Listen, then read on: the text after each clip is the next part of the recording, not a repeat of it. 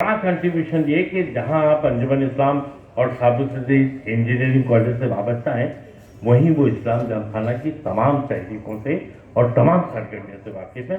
Profit for all में जो खिदमत ज़ैबा मलिक की रही हैं, उसे कभी फरामोश नहीं किया जा सकता।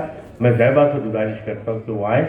औरतों पर पाबंदी लगाना बुरी बात है, लेकिन जब तकरीर करने के लिए औरतें आ जाएं तो उनको थोड़ा बहुत इशारा दे देना चाहिए। जोरदार तालियों से इस्तेमाल करें ज़ैबा मलिक।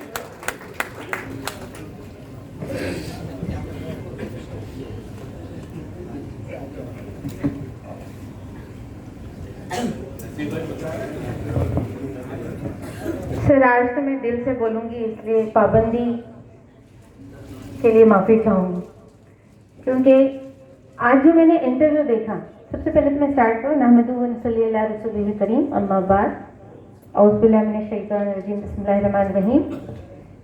तारीफ उस खुदा की जो ना मांगो तो नवाज देता है, तारीफ उस खुदा की जो ना मांगो तो नवाज देता है और मांगो तो बेहिसाब देता है। देखिए, आज हम सब यहाँ जमा हुए हैं और ये जलसा आज आसिम भाई के लिए और रईस भाई के लिए एक जीत की शक्ल में हम मना रहे। कहीं ना कहीं हमारे दिल में भी एक जीत है। खुशी ये होती है कि हमारे लोग हैं, हमारे लोग। आज सबको ऐसा लगता है, भले वो समाजवादी पार्टी से जुड़े हो चाहे नहीं जुड़े हो, लेकिन जब हम रिजल्ट चल रहा था, हम सब दुआ कर रहे थे कि अल्लाह आसिम भाई को जिता जाए, उनका रिजल्ट आ जाए। क्यों? क्योंकि वही एक शख्स है जो मुसलमानों के लिए बेबाक बोलता है। वही एक शख्स है जो चापलूसी नहीं करता। ये नहीं देखता कि मैं अगर बोलूंगा तो उसका क्या असर पड़ेगा। तो ये हमने देखा। मैं तो आपको बता दूं कि मैं एक ऐसी फैमिली से हूं जिसमें मेरे जो वालिद थे वो खुद समाजवादी में थे, और जब मैं पैदा हुई उस वक्त से हम पॉलिटिक्स देख रहे हैं। लेकिन ये सिखाया गया था कि बेटा तालीम लो, क्योंकि तालीम बहुत ज़रूरी है, और आज अगर तालीम होगी तो आप कुछ कर पाओगे। अल्हम्दुलिल्लाह तालीम लिए, सब समझने के बाद, देखने के बाद मैं बहुत शुक्रगुजार हूँ यूसुफ भाई का कि उन्होंने आज जो कुछ भी मैं हूँ वो मेरे मेंटर हैं। उन्होंने मुझे हर फील्ड पर मुझे गाइड किया, और आज मैं आपके सामने खड़े रह के ये कहने के लिए नहीं रुकूंगी कि जिस तरह इंटरव्यू हुआ और हमने आसिम भाई के बारे में देखा, सुना, तो पता नहीं दूसरों का तो नहीं पता, लेकिन मेरे हाथों के रोंगटे खड़े हो गए।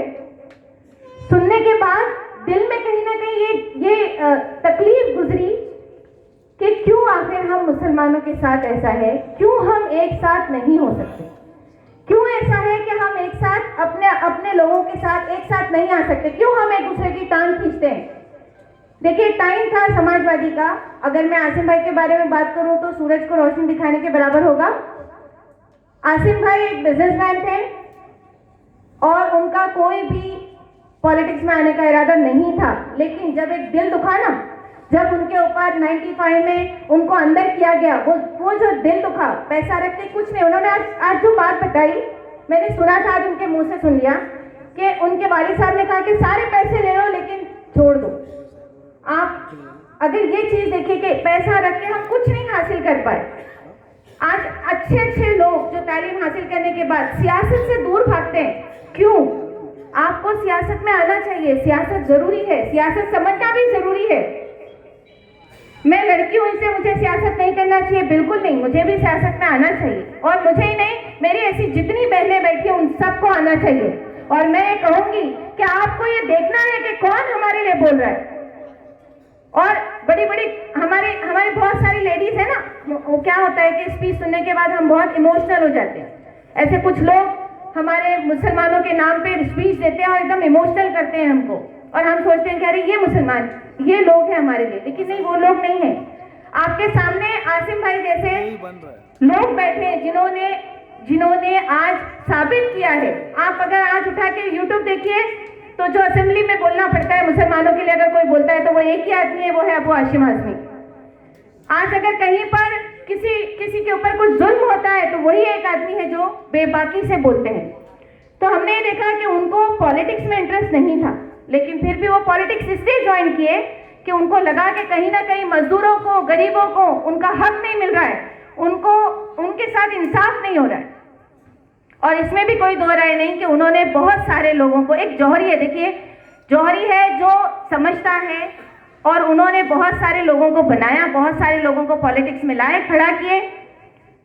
ये भी बात हम समझते हैं कि लोगों को तरक्की पे कोई रोक नहीं सकता, लोग जाते हैं दूसरी जगह, कोई बात नहीं, जो हो गया वो हो गया। लेकिन अब हम सबको खड़े होना चाहिए, अब हम सबको एक साथ आने का टाइम हो गया है। मैंने पिछले 2 इलेक्शन में, एमपी के इलेक्शन में और एमएलए के इलेक्शन में, इस बार एमबीए के लिए हमको बोला गया कि लेडीज के पूरे लेडीज को आपको लेके चलना है। हमने लेडीज की एक मीटिंग की, लेकिन वो देखने के बाद ऐसा सवाल उठा कि क्या किया हमने। हमको ऐसा लग रहा है कि हमारे अपने लोग, उस वक्त हमारी मजबूरी थी कि हम एमबीए को सपोर्ट करें, लेकिन अब कॉर्पोरेशन के इलेक्शन में हमारी ऐसी कोई मजबूरी नहीं है। हमें देखना चाहिए, और जिस तरह उस वक्त 22 कॉर्पोरेटर थे, एक टाइम था जब समाजवादी के 22 कॉर्पोरेटर आए थे। अगर आज आप सोच लें कि हमारे समाजवादी को अगर हम सपोर्ट करते हैं, और अगर मुसलमान, क्यों समाजवादी को सपोर्ट करना है? क्योंकि वही एक पार्टी है जो मुसलमानों को टिकट दे रही है।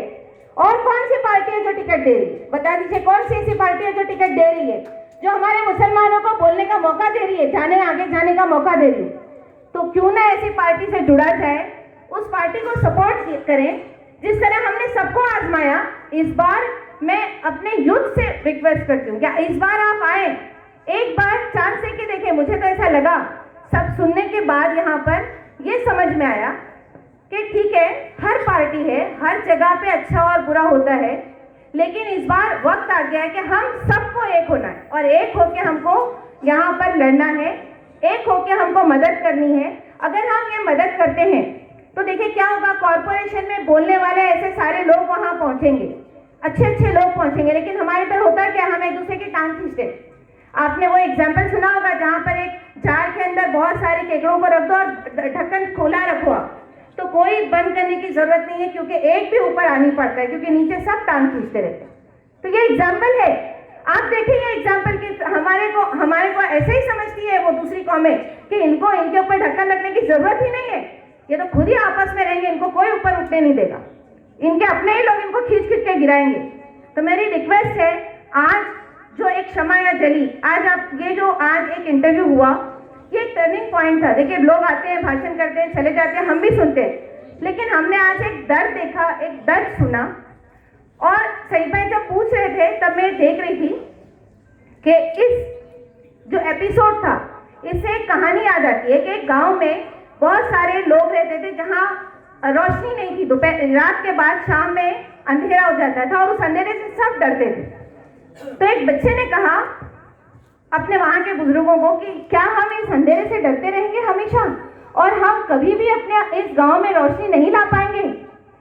तो उन्होंने कहा कि क्या करना चाहते हो? तो उसने कहा कि मैं चाहता हूं कि मैं मेरे घर के बाहर एक दिया जलाऊं, और मैं जलाऊं, वैसे सारे पूरे गांव के लोग दिया जलाएं, तो हमारा गांव रोशन हो जाएगा और अंधेरा खत्म हो जाएगा, और हमको डरने की जरूरत ही नहीं है फिर।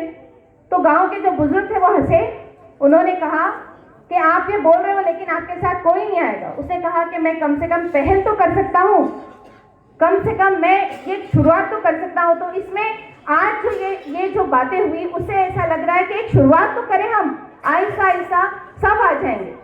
तो मैं गुजारिश करती हूँ आप सबसे कि आप देखिए, समझिए, और किस तरह हम मजबूत बना सकते हैं। साउथ मुंबई में हम सोच सकते हैं कि साउथ मुंबई में क्योंकि बहुत सारे मुसलमान यहाँ रहते हैं, हम यहाँ पर ये सोचना चाहिए हमको कि हमको किस पार्टी के साथ करना है, कैसे हमको करना है। और आसिम भाई अगर यहाँ पर अच्छे अच्छे लोगों को लेकर आते हैं, और अगर वो उनकी क़यादत में, आसिम भाई की क़यादत में आगे बढ़ते हैं, तो आसिम भाई आपने एक जुमला कहा आज के बाल ठाकरे लीडर थे, आप लीडर नहीं एमएलए, लेकिन हम आपको लीडर पर देखना चाहते हैं, हम आपकी क़यादत करना चाहते हैं, हम आपको लीडर बनाना चाहते हैं, एमएलए से हम लीडर बनाना चाहते हैं। एक खत्म करते हैं अपनी स्पीच को। शुक्रिया।